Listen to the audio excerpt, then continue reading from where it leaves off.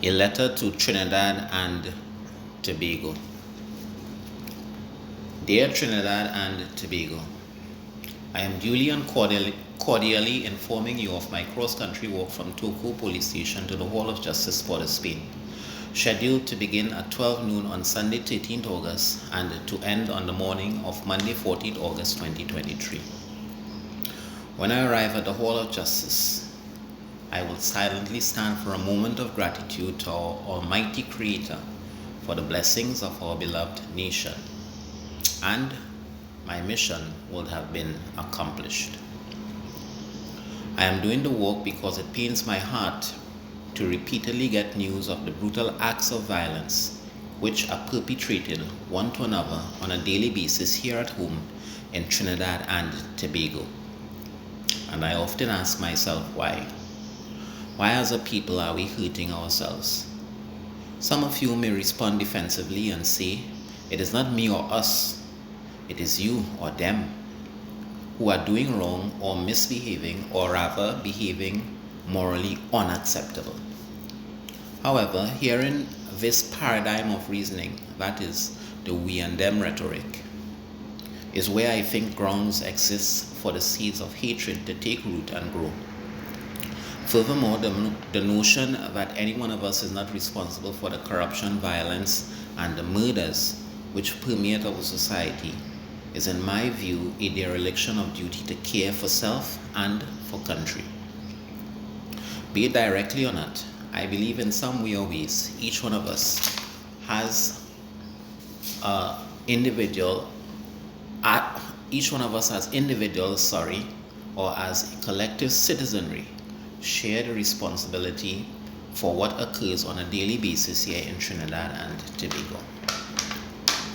However, the purpose of this message is not to convince anyone of his or her responsibility for growing a humane society, because I feel that a person's conviction on any matter rests exclusively within the realm of that individual's sovereign heart. And I trust that any conscious human being will be to some degree convinced on their own volition of their responsibility to our society. Rather, therefore, I am here to articulate on behalf of our shared humanity and to demonstrate as a social activist that I accept my personal share of responsibility for helping to create a nation where all of our children may feel free to traverse, explore, and interact with all of our citizens without fear, favor, or ill will. I know that the various ethnicities which constitute our nation does not make for a monotonous experience. However, they provide for us experiences which are rich of multiculturalism.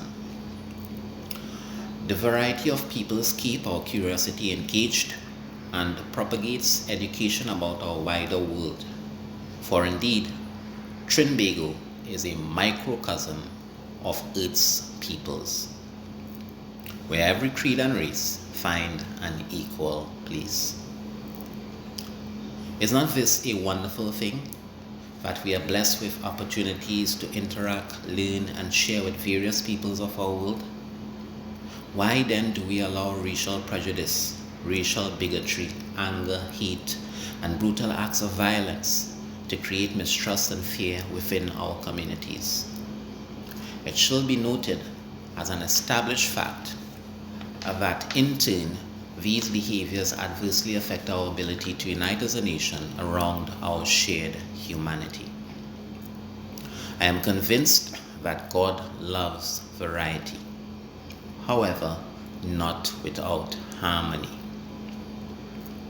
To support this point, I ask that you take a moment of silence and observe the rich and myriad manifestations of our natural environment. Do they not all work together to sustain the planet upon which we live? Furthermore, who are the creatures which identify as Rasta, Muslim, Christian, Hindu, Sikh, Shango, Shinto, and Buddhist? Are we not all human beings? How is it then that despite our religious beliefs, we all breathe the air to live?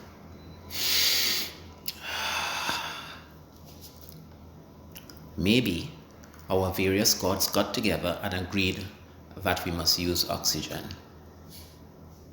If so, why do some of us use our godly or religious beliefs as a reason to kill others? In like manner, it is common wisdom that human beings are endowed with a moral capacity to intuitively discern right from wrong. Our moral faculty guides us in relation to how we behave one to another, such that we may create for ourselves societies where everyone may enjoy the wonders of life. To live without fear, to share, to mingle, to help each other grow well, and to thrive as one nation. For these reasons, I stand as a concerned citizen of Trinidad and Tobago. And for these reasons, I make the trek from Toco police station to the Hall of Justice Port of Spain. I walk to champion our shared humanity and the qualities which constitute our expressed humanity. Qualities such as love, forgiveness, humility, confidence, contentment, hope, and generosity, as espoused by the philosophy of leading from above the line, which was conceptualized and developed by Dr. Theo Ferguson. So then, why the anger, the hate, the corruption, the dealings of illegal drugs and guns, the violence, and the murders? Are these behaviors morally acceptable? Are they right or wrong? And more importantly, do they promote communities within which we all feel free to peacefully associate? Do these behaviors make us feel happy to be Trinbagonians? Are these the behaviors we wish for our children to adopt? I am certain there are good, honorable, and fulfilling activities available through which every one of us may exercise ourselves on a daily basis and throughout the course of our lives. Behaviors which not only build up ourselves as individuals, but also augurs well for our communities and national development. I urge our young people to make use of the many educational and skills development programs which are freely offered by the government of Trinidad and Tobago. For example, through the Ministry of Sport and Community Development, one of my daughters and I are currently learning how to make breads, cakes, and pastries. All we did was sign up and show up for classes. Now, we are empowered to employ our newly acquired skills to bake a variety of products. Products of such quality which may be sold to earn an income. What is more, it is well known that programs such as YTEP pay a stipend while one is taught a skill of his or her choosing. Why not make good use of these? I speak now directly to the folks who are engaged in the committal of murders. Have you taken time to comprehend the value of our Creator's gift to you? The opportunity to experience life. Do you cherish and safeguard your right to experience the goodness of living? Have you taken time to consider and grow your potential to express your human goodness? These are questions I will have also asked those who may have died by your hands. However, they are no longer here to experience the wonders that life has freely given us all. I pray that you take little moments to contemplate the effects of your choices and actions, such that you may make amends, and maybe by doing well for your human brothers and sisters who are yet alive, you will redeem your humanity. May you remember how you were born into a world as an infant, and that human beings by nature are not monsters. I challenge you to make good choices and seek out opportunities to strengthen your nature as human beings, such that you do not become victims to the negative social forces which influence you to choose evil doing. I walk from Toco to Port of Spain as I make a plea for you to consider the sanctity of human life, such that you may allow another human brother or sister to live. Perhaps To find the satisfaction you seek through conflict resolution, more honorable methods may be used rather than murder. Finally, I pray you remain aware that for as long as you live, the choice to do good stays with you. What role does our national media play as it relates to the criminality exhibited in our society? Does the various media houses feel they have a responsibility to deliver content which promote morally acceptable behaviors and nurtures our humanity? Does the content associated with sex, materialism, and money, use of guns and violence, influence immoral and criminal behaviors? Sociological research shows that the media we consume influence how we are socialized. Therefore, I pray that the powers of the air who broadcast our media remain cognizant of the impact of their work as it relates especially to the youth of Trinidad and Tobago. How about the politicians we look up to for leadership and governance? How do they generally behave? Does the public life of politicians demonstrate behaviors we are happy to have our children emulate? Why do politicians generally appear to be locked into battles of mudslinging and attempts to denigrate each other? How does the displayed behaviors of politicians help our citizens to appreciate each other? Do our politicians truly represent the joy of human harmony, the dignity of the human person, and the sanctity of human life?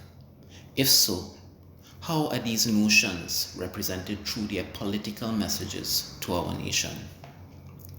I feel that especially during periods nearing elections, politicians willingly or unwittingly stoke tribal undercurrents, which inflame mistrust and incite ill will amongst our peoples. I fear that in some instances, politicians misuse the authority we allow them to promote messages of divisiveness rather than prefer messages which encourage us all as citizens to truly appreciate each other. For unsavory public comments or utterances politicians make against each other and towards certain segments of our society are indicative of this.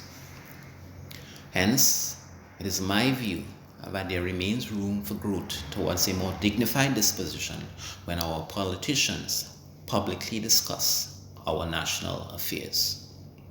Therefore, I make this walk from Toco to Port of Spain as an appeal to politicians to demonstrate greater respect and care for each other, such that their dignified examples will resonate throughout our populace and inspire us all to be good to each other.